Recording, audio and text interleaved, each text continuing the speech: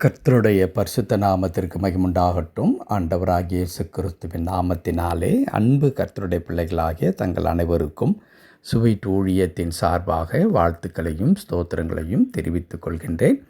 யாத்ராகமத்தின் புத்தகம் 14ஆம் அதிகாரம் 13வது வசனம். யாத்ராகமம் 14ஆம் அதிகாரம் வசனம் 13.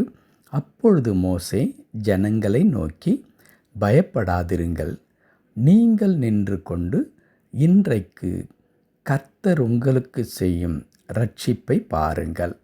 இன்றைக்கு நீங்கள் காண்கிற எகிப்தியரை இனி என்றைக்கும் காண மாட்டீர்கள்.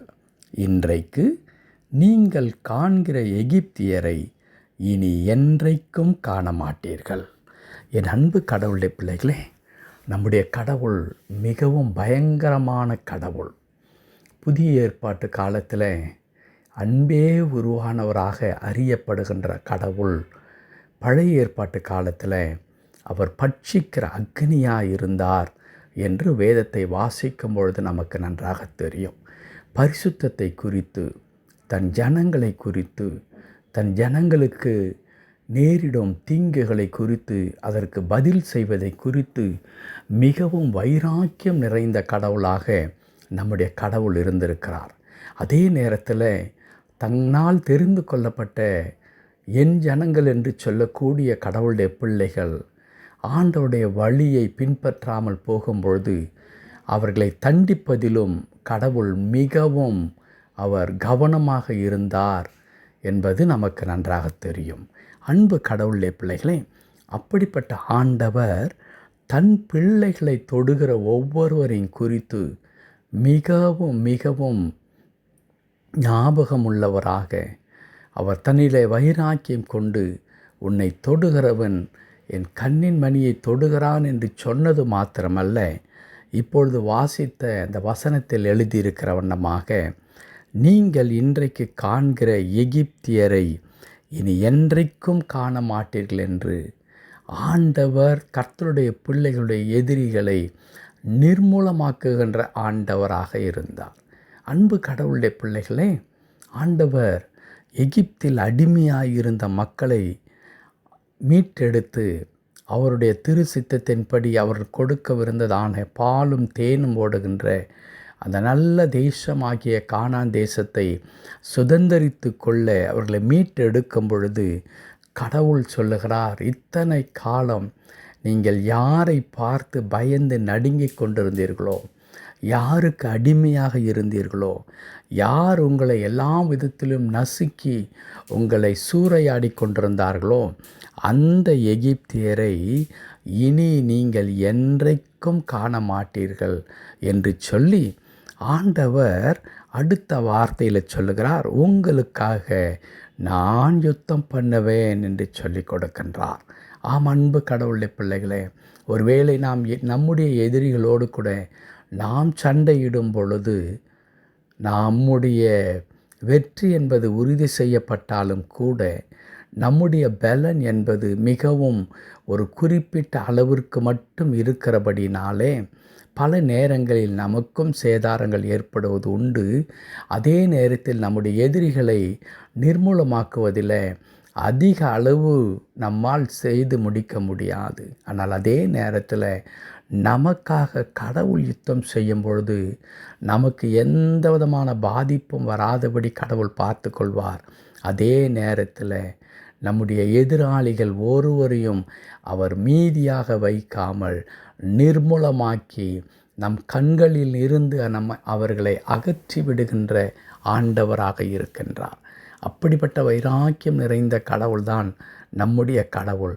அவர் சொன்னதை அப்படியே செய்தார் என்று நமக்கு நன்றாக தெரியும். இஸ்ரவேல் மக்கள் வெளியே புறப்பட்டு வரும் பொழுது செங்கடல் குறுக்கே வருகின்றது. ஆண்டவர் அந்த கடலை பிளந்து அதற்குள் நீங்கள் நடந்து சென்று அக்கறையை போய் சேருங்கள் என்று சொல்லி கொடுக்கின்றார். ஆனால் அதே நேரத்தில் எகிப்தியர்கள் பாய்ந்து உள்ளே வருகிறார்கள். இதுவரையிலும் 2 பக்கம் மதிலாய் நின்று கொண்டிருந்ததான தண்ணீர் ஒன்றோடு ஒன்று இணைகின்றது. எகிப்தியர்கள் செத்து மிதக்கிறார்கள். அந்த அதிகாரம் முடியும் பொழுது அப்படிதான் கர்த்தருடைய வார்த்தை முடிகிறது. எகிப்தியர் செத்து கிடக்கிறதை இஸ்ரவேலர் கண்டார்கள் என்று எழுதியிருக்கிறது. ஏதோ வார்த்தையினால் சொல்லுகிற கடவுள் அல்ல. இன்றைக்கு காண்கிற எகிப்தியரை இனி ஒருபோது நீங்கள் காண மாட்டீர்கள் என்று கடவுள் ஏதோ வார்த்தைக்காக சொல்லவில்லை. அந்த அதிகாரம் முடியும் பொழுது 30வது வசனத்தில் இவை எழுதப்பட்டிருக்கிறது. எகிப்தியர் செத்து கிடக்கிறதை இஸ்ரவேலர் கண்டார்கள். ஆம், நம்முடைய எதிரிகளை நிர்மூலமாக்குகிற கடவுள். ஒருவேளை இன்றைக்கு கூட என் அன்பு கடவுளுடைய பிள்ளைகளே, நீங்கள் எதிரிகளாலே துரோகிகளாலே சூழப்பட்டிருக்கிறீர்களோ, உங்களை வஞ்சிக்க, உங்களை ஏமாற்ற, உங்களிடத்திலிருந்து அபகரித்து கொள்ள எல்லா விதமான தந்திரமான காரியங்களை செய்து கொண்டிருக்கிறார்களோ, உங்களை நசுக்கி கொண்டிருக்கிறார்களோ, உங்களை கண்ணீர் வரவழைத்து கொண்டிருக்கிறார்களோ, உங்களுடைய சமாதான குலைச்சலுக்கு காரணமாக இருக்கின்றார்களோ, இவர்கள் எல்லாரையும் பார்த்து கர்த்தர் சொல்லுகிற ஒரே ஒரு வார்த்தை தான், இவர்கள் யாவரையும் இனி நீ காண மாட்டாய் என்று சொல்லுகிற வார்த்தை தான். இனி நீ அவர்களை காண மாட்டாய். ஏன்? நீ கவலைப்பட வேண்டிய அவசியமில்லை. நான் உனக்காக யுத்தம் பண்ணுவேன் என்று சொல்லி ஆண்டவர் சொல்லி கொடுக்கின்றார். அன்பு கர்த்தருடைய பிள்ளைகளே, நமக்காக கடவுள் யுத்தம் செய்யும் பொழுது நாம் பயப்பட வேண்டிய அவசியமில்லை அல்லவா? எவ்வளவு தூரம் என்றாலும் நமக்கு விரோதமாய் அவர்கள் செயல்படட்டும், எவ்வளவு வேண்டுமென்றாலும் சதி செய்யட்டும், தந்திரமாக மிகவும் புத்திசாலித்தனமாக நமக்கு முன்பதாக நல்லவர்களைப் போல இருந்து கொண்டு நமக்கு பின்பாக குழி பறிக்கிறவர்களாக கூட இருக்கட்டும், ஆனால் நம்முடைய கடவுளோ மகா வல்லமையுள்ள கடவுள். அவர் பட்சிக்கிற அக்கினியாய் நம் பேரிலே வைராக்கியமுள்ள ஆண்டவராக இருக்கிறார். அவர் சொல்லுகிறார், உன் விரோதியை, உன்னை தொட நினைக்கிறவர்களை, உன்னை அழிக்க நினைக்கிறவர்களை நீ ஒருபோதும் உன் வாழ்க்கையில் நீ திரும்ப காண மாட்டாய் என்று சொல்லி அப்படியே செய்து முடிப்பார். ஆகையால் என் அன்பு கர்த்தருடைய பிள்ளைகளே, உங்களுக்கு விரோதமாய் செயல்படுகளை குறித்து பயப்படாதீர்கள். மாறாக ஆண்டவரை ஸ்தோத்திரியுங்கள். உங்கள் வாழ்க்கையிலே கர்த்தர் செயல்படுவதை காண்பீர்கள். ஜெபிக்கலாமா? கிருபை நிறைந்த நல்ல ஆண்டவரே, உமக்கு நன்றி செலுத்துகிறோம், நாங்கள் துதிக்கிறோம்.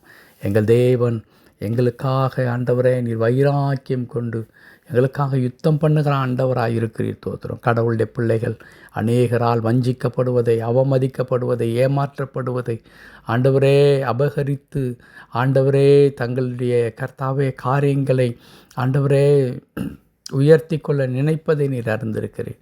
ஆனால் உமது பிள்ளைகள் ஒருவரையும் அப்படி நீர் கைவிட மாட்டீர். அவர்களுக்காக யுத்தம் செய்து நீர் அற்புதங்களை செய்ய போவதற்காக உமக்கு நன்றி செலுத்துகிறோம்.